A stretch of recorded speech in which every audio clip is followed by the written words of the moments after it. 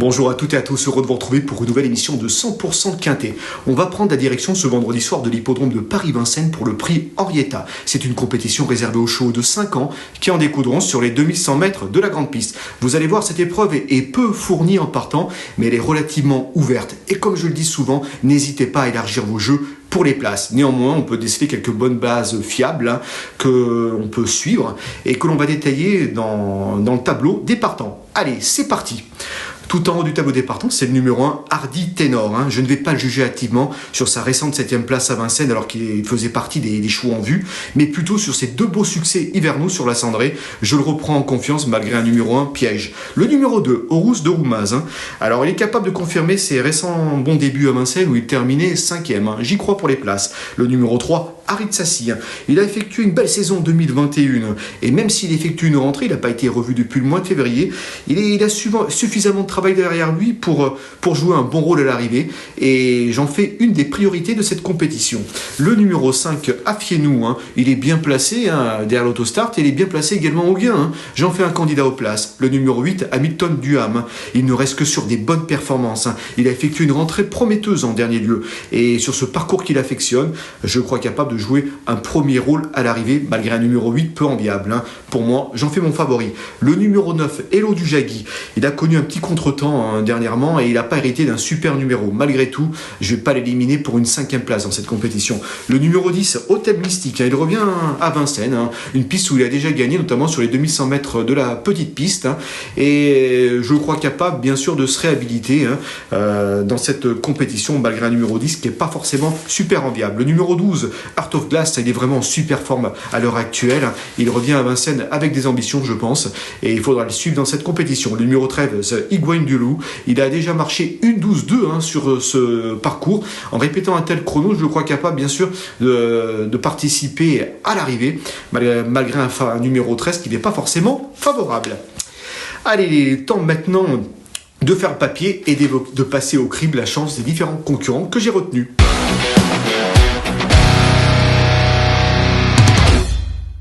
Tout en haut de ma sélection, j'ai retenu le numéro 8, c'est Hamilton Duham. Il ne cesse d'aligner les bonnes performances, comme je le disais. Depuis le début de l'année, il n'est pas sorti des 3 premiers.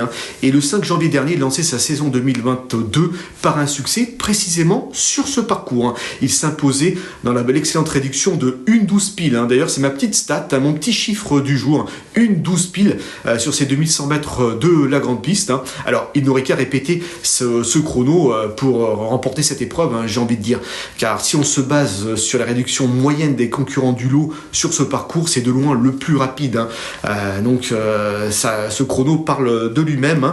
Et dernièrement, pour sa petite rentrée à Vincennes, il est venu de l'arrière-garde très bien finir, derrière l'intouchable Hercule Madric, et il est échoué de peu pour le premier accessite derrière Harlem Debussy. La ligne est plutôt bonne parce que, pour remettre les choses un peu en perspective, Hercule Madric, c'est un élément qui a remporté quand même pas moins de 3 courses sur le cours des derniers mois à Vincennes, et Harlem Debussy lui aussi a trouvé son jour à Vincennes.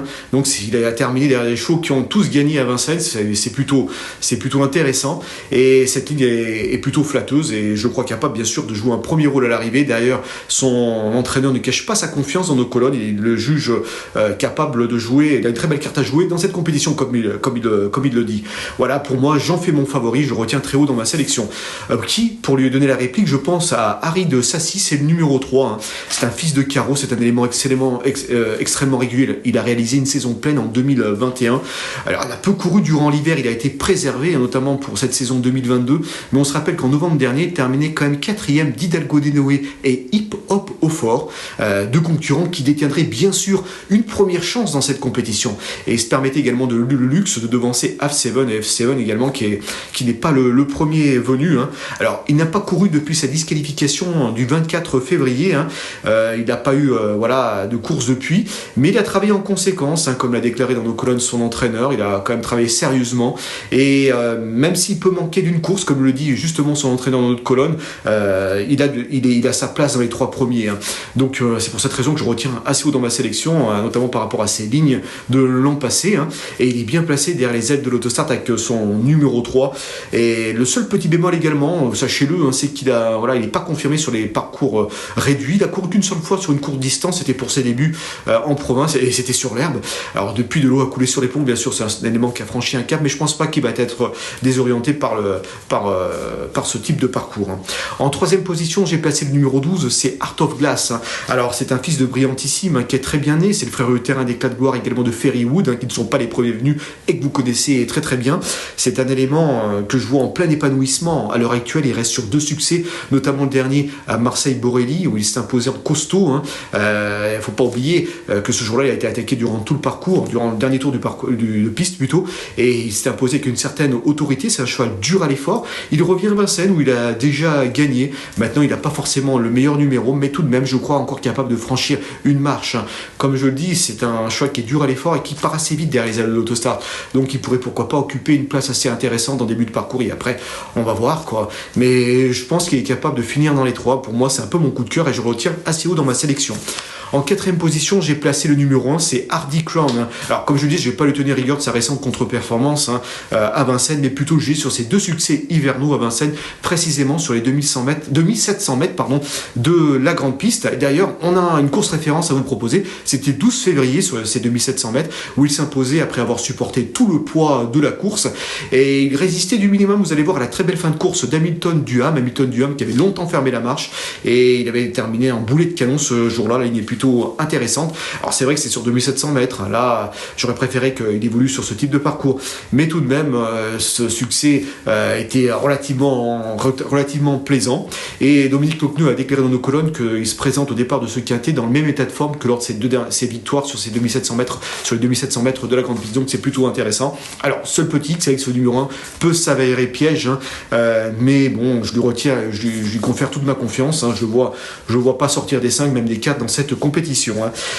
J'ai retenu en 5e place le numéro 10, il s'agit d'Hôtel Mystique. Alors, Hôtel Mystique, on se souvient que l'hiver dernier, hein, il avait gagné sa course sur les 2100 mètres de la grande piste de façon plaisante. Hein.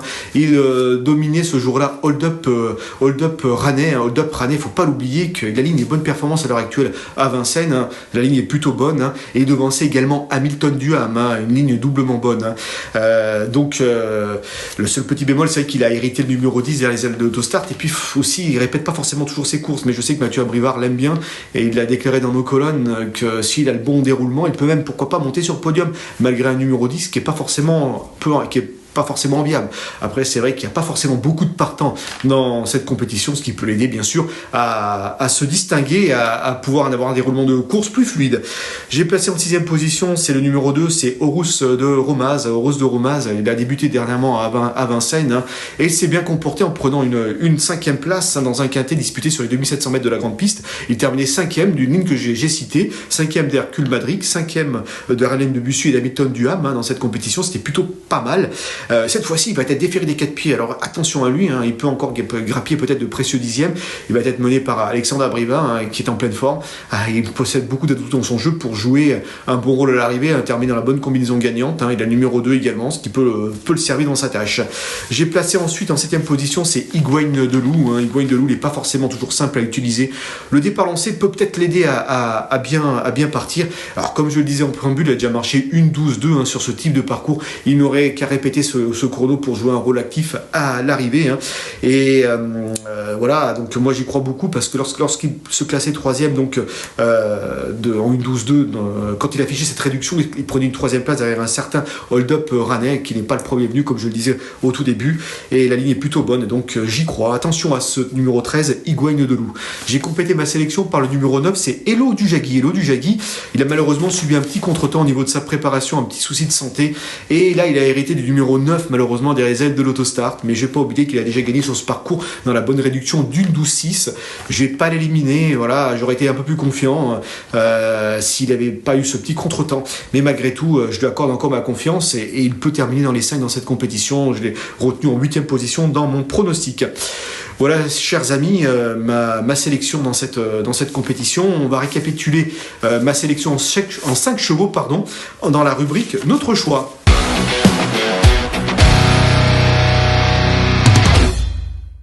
Allez, c'est parti tout en haut de ma sélection. Comme je le disais, j'ai retenu le numéro 8, c'est Hamilton du Ham, suivi du 3, Harid Sassi, suivi du 12, Art of Glass, suivi du 1, Hardy Crown, et suivi du 10, Hôtel Mystique. C'est le temps maintenant, le temps est venu d'évoquer mon petit cheval du jour. J'ai retenu assez haut dans ma sélection, j'ai envie de dire, dans mon cheval du jour, pas dans une sélection, mais mon cheval du jour, c'est le numéro 106, Blue Ice Bar. On reste à Vincennes. Alors, Blue Ice Bar, c'est un concurrent d'origine transalpine qui est arrivé en retard de gain sur notre sol. Dernièrement, il s'est bien imposé à Anguin. Il le faisait plaisamment ce jour-là. Là, il monte un petit peu de catégorie pour son retour à Vincennes. Il a notamment Hobbs sur sa route, mais je crois une nouvelle fois capable de jouer un bon rôle à l'arrivée. Il a sa place sur le podium. Chers amis, laissez-moi vous remercier pour votre fidélité à cette émission 100% quintet et j'aurai le grand plaisir de vous retrouver très bientôt. Merci à vous et à très bientôt.